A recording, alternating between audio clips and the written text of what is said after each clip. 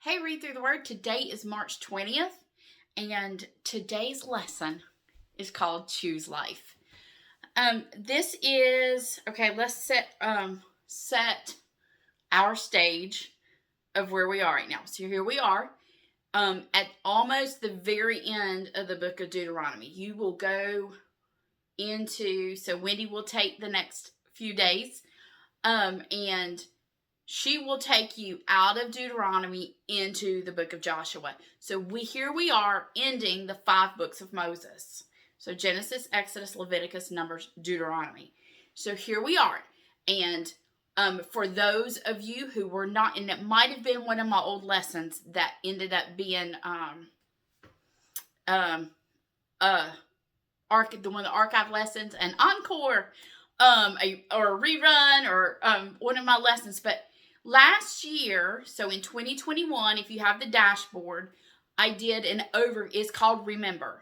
The lesson is called, I do not know the date. It would be around the very beginning of the book of Deuteronomy. And the lesson would have been called Remember, where I went hard with the idea of that's the theme of the book of Deuteronomy. It's a series of 5 sermons given by Moses right before he, spoiler, dies. And so because he can't enter into the promised land either. Covered that back in Numbers. He cannot go in. And so he's going to die. They are right here getting ready to go into the land. And so the book, remember all of those people? We talked about that before. All those people dropped dead. Remember? And so now we have another generation getting ready to go into the promised land. And so Deuteronomy is remember, remember, remember. Remember, remember, remember. And so here we are at this. So he's reminding them of God's law. It's the second giving of the law. It is a reminder of what God has done for them. It's a reminder which many of the miracles that happened through that 40 years will be repeated for that generation to see some miraculous things as we go into the book of Joshua, because they didn't see them coming out of Egypt. So you'll see those. So we're right here as our story is about to really change and come from the children of Israel wandering in the desert until they're about to become a nation. And if I get that day, I'll make the point. I usually make a point to say, okay, here's the first time they're called a nation. It is in the book of Joshua. And so that's coming. And what we have here is Moses is telling the Israelites, you've not been left wondering about God, who this God is that we serve. You've not been left wondering about his expectations. Curses for disobedience, blessings for obedience. We have all of that covered here. As they stand ready to enter into the promised land, they need to remember. Now, over my years of teaching, and I think I did this at Determines last year, but I have this explanation of the story of the Bible, of the meta-narrative of what we're covering. And I usually say it like this, and this is what they need to remember. That man is sinful. God's given them all of these laws to show them, just to show them, you can't do this. You need me. You're not capable of doing this. So man is sinful, but God is holy. So there stands a problem. Sinful man to be around a holy God. So therefore, man has a problem. But you know what? We have a good God. God has a solution. God has a rescue plan for his people. And that's the story of the Bible. God has a rescue plan. So what Moses is telling these people is, you have no excuse.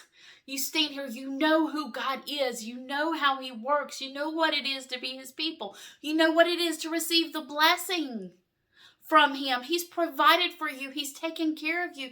He's done all of these things, and here stands before you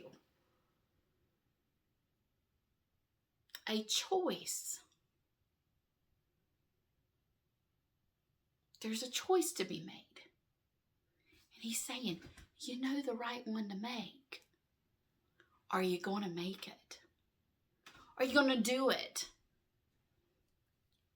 Because what we see is God is the strength of his people. God is the joy of his people. He's their everything. And right here we see the key to absolutely everything that Moses is telling them. I stand before you with this option. You have no excuse. You have two choices before you. And he's really saying, you don't have, really, why would you choose any other way? Why would you choose any other way? God is the life of his people, then and now. God is the life of his people. God is the strength of his people now. God is the joy of his people now. The same choice that stands before them then stands before us now. You have death, the way of self, the way of the world, or you have life. God and his ways.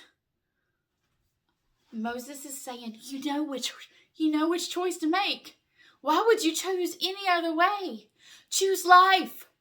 Choose God. Go his way. Don't go your own. And he offers us that choice now. Why would we ever go our own way? We have a book before us that gives us a record of people that continually choose the wrong way, and these people are going to choose the wrong way. Why would we ever make that choice? Because we're going to see Joshua make this same statement again later.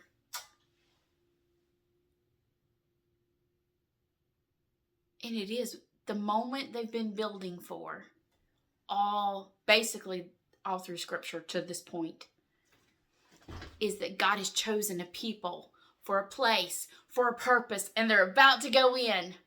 Are they going to choose him? Are they going to? Please, don't you want to just say, come on, people, make the right choice. Make the right choice. Choose God. Choose life. Choose him. He's better than everything.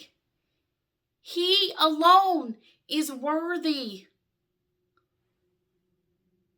Blessing and honor and power and glory belong to our God. Choose him for now and forever. We'll see you next time on Read Through the Word.